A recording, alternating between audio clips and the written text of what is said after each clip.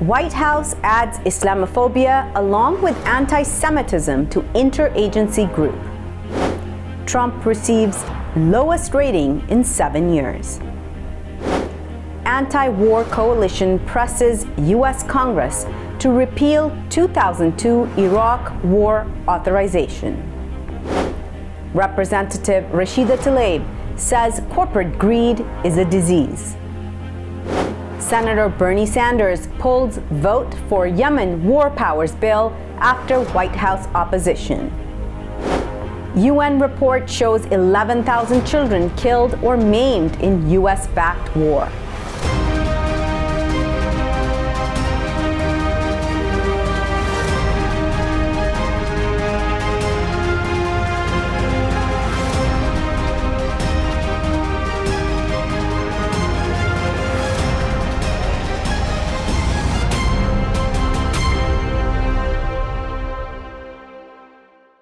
From Washington, D.C., this is the Muslim News on Muslim Network TV. Assalamu alaikum, I'm Hena Zuberi. Our top story tonight, U.S. President Joe Biden has established an interagency group to fight anti-Semitism, Islamophobia, and other forms of bias and discrimination, the White House said Monday. The group will be led by Domestic Policy Council staff and National Security Council staff. The White House says that the group will better coordinate U.S. government efforts to counter these forms of bigotry within the United States. White House Press Secretary Karine Jean-Pierre said the president was given priority to developing a national strategy to counter anti-Semitism. Only 31% of registered voters have a favorable opinion of former President Donald Trump. 59% have an unfavorable opinion of him, according to the Quinnipiac University National Poll released yesterday. That is the lowest favorability rating Trump has received since July 2015, just weeks after he launched his presidential campaign. Among Republican voters, 56% say they would like to see Trump as their party's nominee, while 38% say they would not.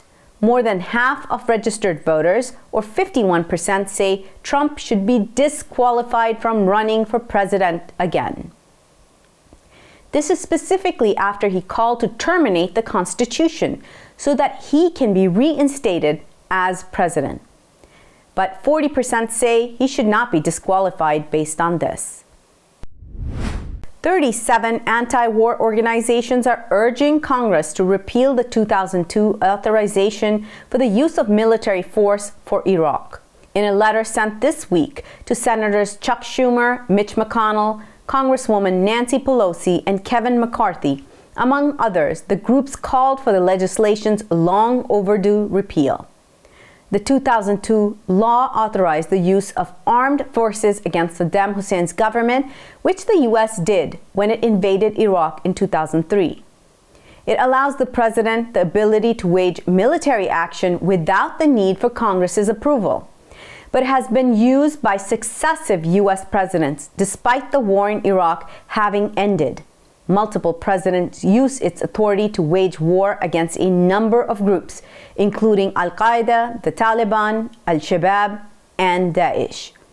It has also been used to justify U.S. military intervention in countries including Afghanistan, Iraq, Syria, Libya, Somalia, and Yemen. On Tuesday, Congresswoman Rashida Tlaib urged President Joe Biden to take executive action to guarantee paid sick leave for rail employees.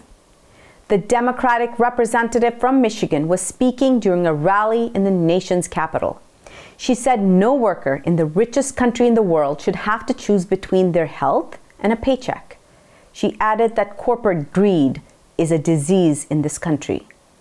Tlaib's remarks came 2 weeks after Congress voted to impose on U.S. rail employees a White House brokered contract agreement.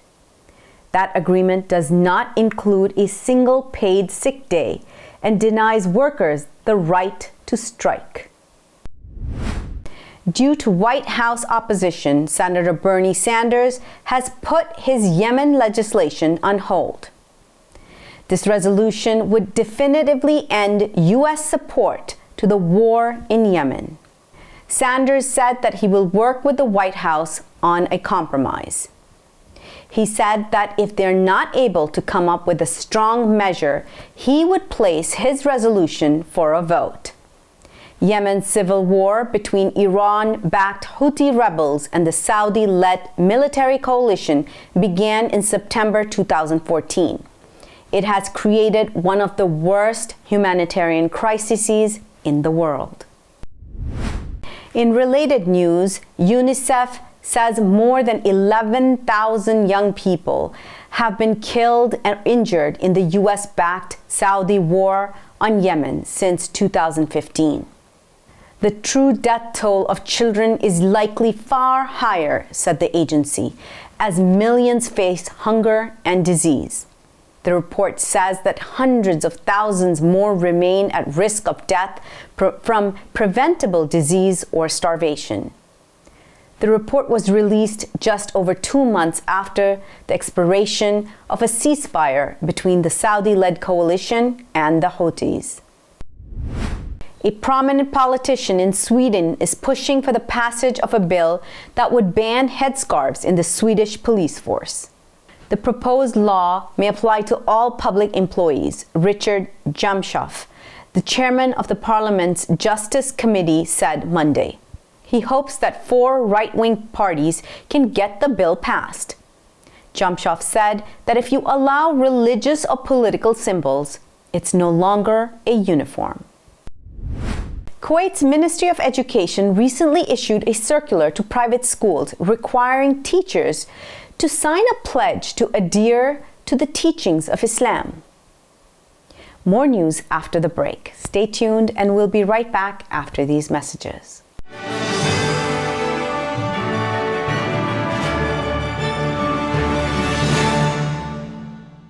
A free 3-minute online chat can give you the personalized tips you need to start boosting your retirement savings today. I am what hunger looks like in America. If I could be you, and you could be me for just 1 hour. Walk a mile in my shoes. Walk a mile in my shoes. There are 16 million children struggling with hunger in America. That's 1 in 5 daughters, sons, neighbors, and classmates who don't know where their next meal is coming from. Yet billions of pounds of good food go to waste every year. It's time we do something about it. Feeding America is a nationwide network of food banks that helps provide meals to millions of kids and families in need. Visit feedingamerica.org to help them feed even more. Together, we can solve hunger. Together, we're feeding America. We are Justice for All. Headquartered in the heart of downtown Chicago, Justice for All is a global humanitarian initiative dedicated to raising awareness for human rights concerns impacting vulnerable minority groups. Our diverse team of staff and volunteers, led by Imam Malik Mujahid, work tirelessly to help Justice for All achieve their goals.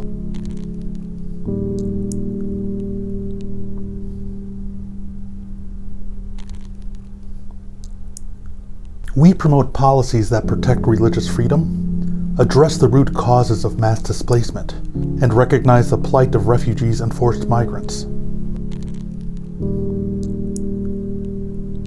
Together, we can continue to stand up for justice. Justice for all.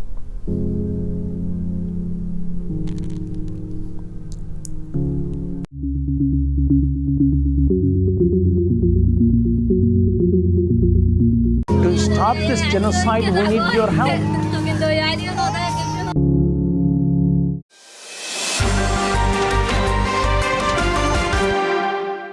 Welcome back. Kuwait's Ministry of Education recently issued a circular to private schools requiring teachers to sign a pledge to adhere to the teachings of Islam, reports Al Jarida Daily. The ministry says it took the step to protect the country from those trying to impose extremist ideologies. It has asked private schools to hold orientation programs for teachers before they start working in the country. Sources said that the ministry and the schools have the right to cancel a work permit once the pledge is violated. 4 Latin American presidents condemned the ouster and imprisonment of leftist Peruvian President Pedro Castillo on Tuesday. The presidents of Argentina, Bolivia, Colombia, and Mexico issued a joint statement. They said our governments call on all the actors involved to prioritize the will of the citizens that was pronounced at the polls. They expressed their deep concern over the removal and detention of Castillo and said he was the victim of an anti-democratic harassment. Castillo was ousted from office, arrested, and charged with rebellion and conspiracy after he moved to dissolve Congress. Last week, Peruvian lawmakers voted overwhelmingly to remove the leader. Iran was ousted from a UN Women's Association on Wednesday for violating the rights of women and girls. The 54-member UN Economic and Social Council voted in favor of a resolution to remove Iran. 8 countries voted against and 16 abstained. A simple majority was needed to adopt the move, which had been proposed by the United States. Iran's ambassador to the UN, Amir Iravani, slammed the vote as entirely illegal. He said there is no precedent of terminating an elected member's participation. He said the vote was proof the U.S. was a bullying member notorious for disobeying the UN Charter and international law. Israel has rejected the travel permit for at least 260 Palestinian Christians to celebrate Christmas this year with their families, Middle East Eye reports. Israel has long limited the movement of Christians during their holiday seasons for those living in Gaza. It prevents people from meeting with their families residing in the occupied West Bank or abroad. Palestinian Christians said Israel has also denied them the permits needed to pray in the Church of the Nativity in Bethlehem. According to the latest statistics issued by the Latin Monastery Church in Gaza, about 1,100 Christians now live in Gaza. But the number of Christians there have decreased over recent years due to the dire economic situation, a 15-year siege, and multiple Israeli wars. Some have moved to the West Bank or immigrated abroad. In a series of high-profile statements, Pakistan is accusing India of sponsoring terrorism in Pakistan and called it a rogue state, the Daily Dawn reports.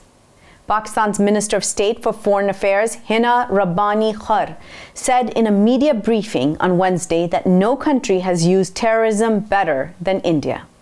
She said India remains the recruiter, the financier, and the facilitator of various terrorist outfits and foreign terrorist fighters in the region. Khar called on the international community to take note of New Delhi's attempts to destabilize Pakistan. Her media briefing comes a day after the Interior Minister Rana Sanaullah said India was behind last year's bomb blast in Lahore. Asad Majid, Pakistan's foreign secretary, also briefed diplomatic missions on India's state-sponsored terrorism. Coming up next after the break is our in-depth analysis segment. So stay tuned and we'll be right back after these messages.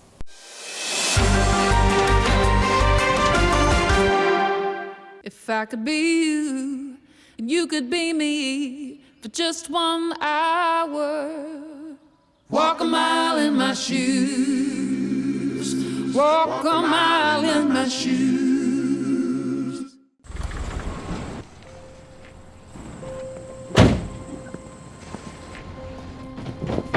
Dad, they took over my bedroom. Come on, come on. Okay, Dad. 1, 2, 3.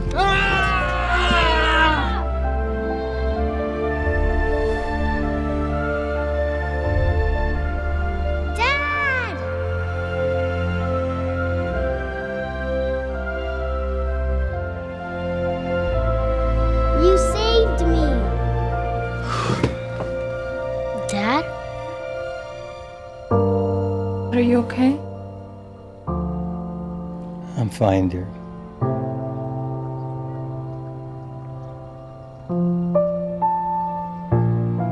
Your hero needs you now, and AARP is here to help.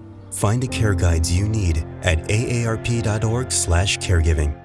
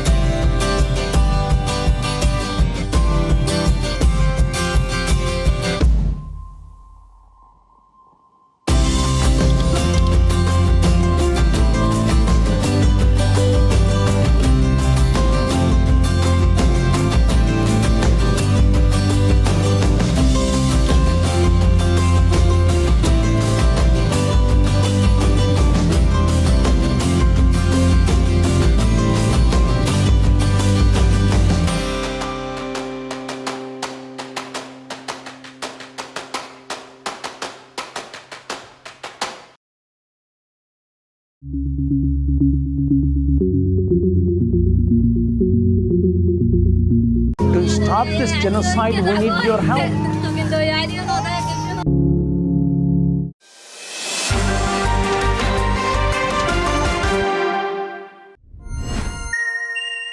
A new course is being offered at the Stanford University, and it is about Islamophobia.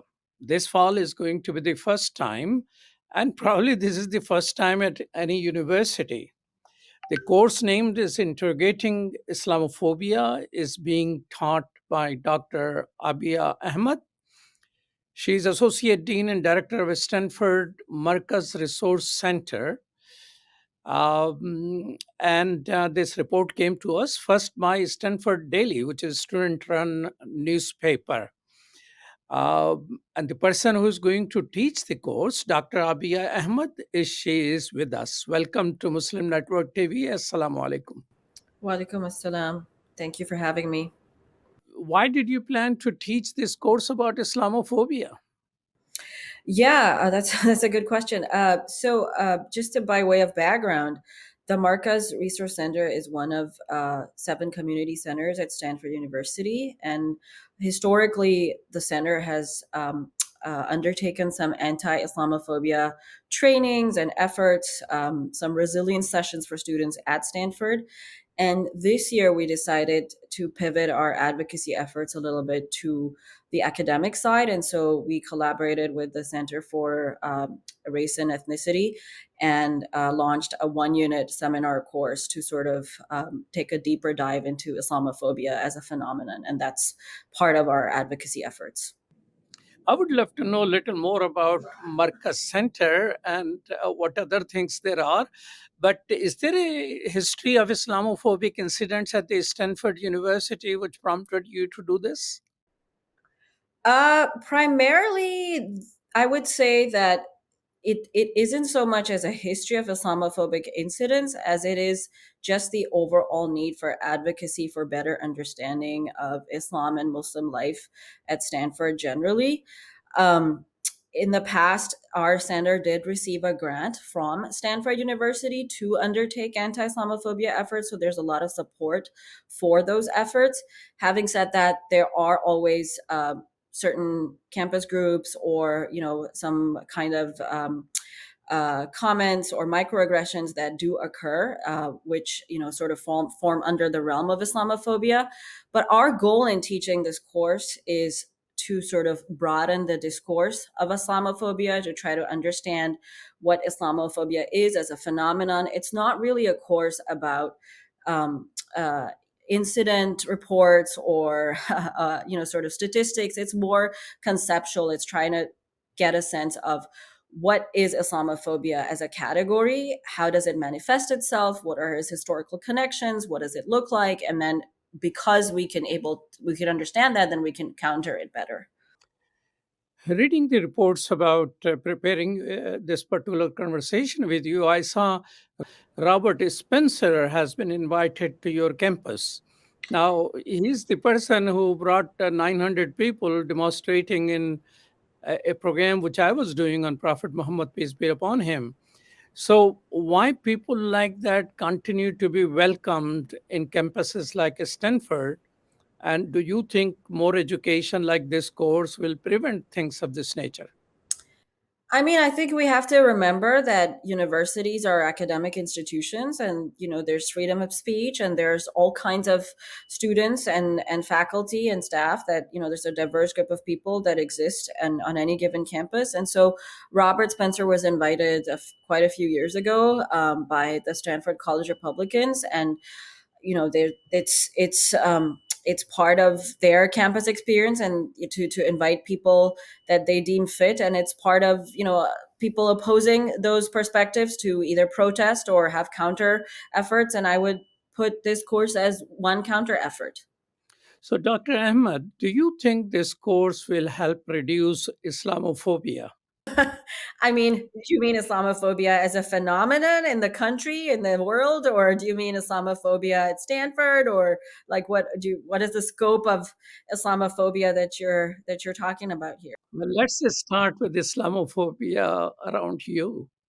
Yeah, I mean, I think I would actually take issue with the question a little bit, because I think what we're trying to do is not necessarily tackle Islamophobia as a phenomenon, how it occurs at university, because we've done some research and we on with students on campus, and Stanford does a pretty good job of accommodating Muslim students, and having experiences from Muslim students and Muslim life on campus. The Marcus Center as a resource is one example of that. We do have a lot of other resources.